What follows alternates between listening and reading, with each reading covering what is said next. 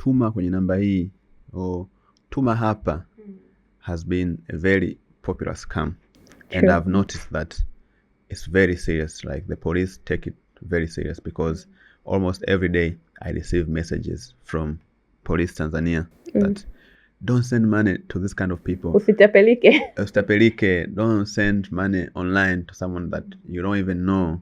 Like, don't fall for these scams. That by itself, I believe that the police department in Tanzania, they spent a lot of money to educate people. And for them to spend that kind of money, it implies that a lot of people are losing money. So you being a cybersecurity expert and a lawyer as well, so how do you catch these people?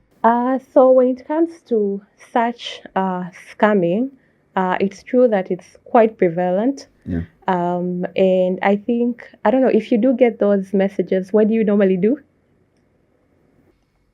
Sometimes I used to try and play with them, and I also send my number like, okay, wewe pia tuma kwenye namba hii. So actually one thing that I normally like to encourage people is report the number. TCRA has a dial. I think it's I'm not so sure, but I will confirm maybe and share it with you. You can keep it on the link.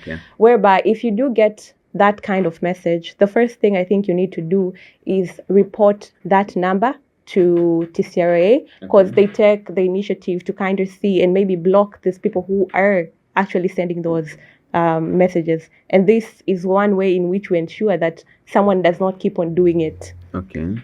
So reporting is one way in which we can address this challenge. I think the other one, when it does happen that you have sent actually the money, I think then you need to take the extra step to actually go and report the matter to the police, because this now is a criminal offense, and you have the right to go and report to the police. As you had previously mentioned, the police has a cyber forensic department that is supposed to be able to handle and do the investigation. And so once you do report the matter to the police are the ones who are responsible to actually investigate and find this cyber criminal.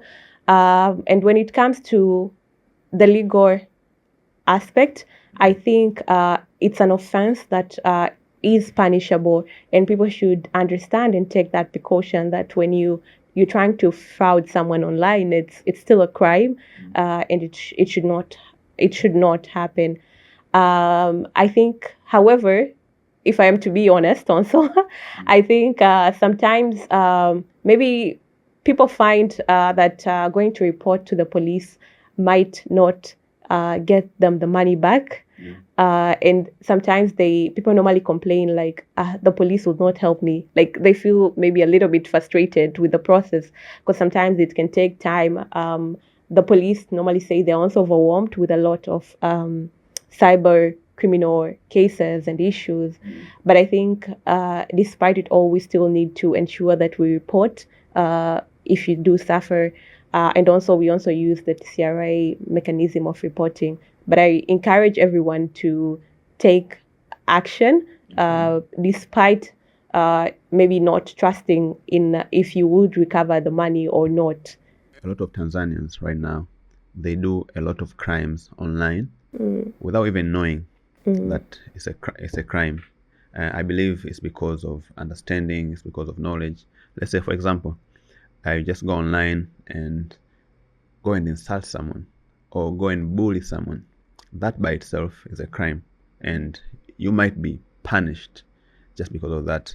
But people do it every day, and they believe that it's their right. They believe that it's normal without knowing the other side of the law.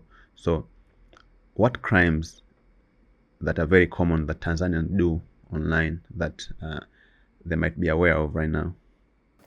So I think when it comes to engagement online, there's quite a tendency of a lot of people, maybe because they think they are anonymous.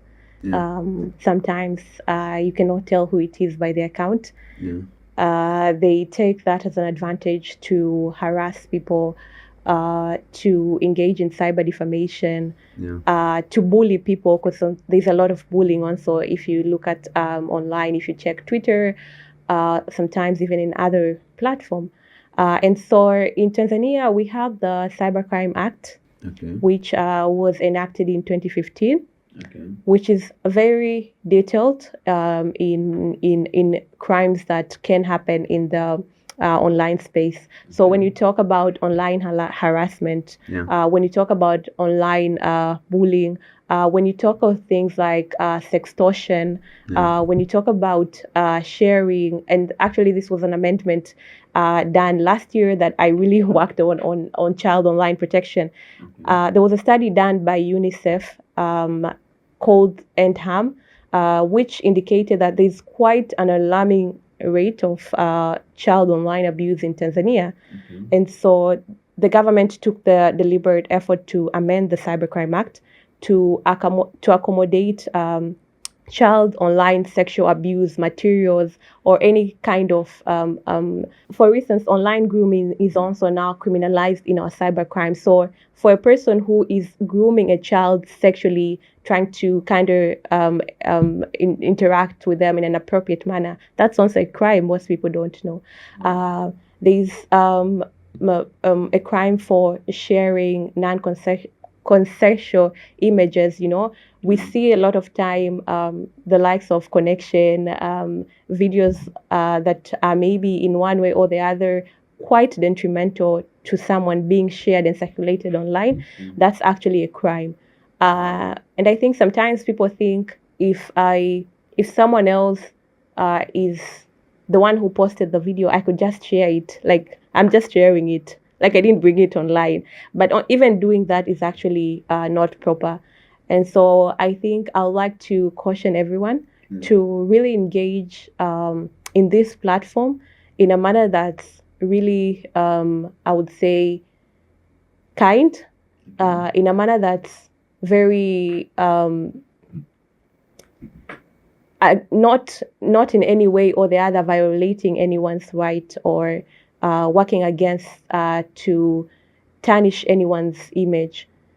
I think we have seen several cases in court whereby people were sued for cyber defamation just because someone went and said maybe Fatma is doing X, Y, and Z, which is not true, or maybe alleging I'm doing a certain crime, and the court has actually fined these people who did commit cyber defamation. So sometimes it's not even maybe bullying or harassing someone. Sometimes it's even bringing false information about someone that can actually get you in trouble. So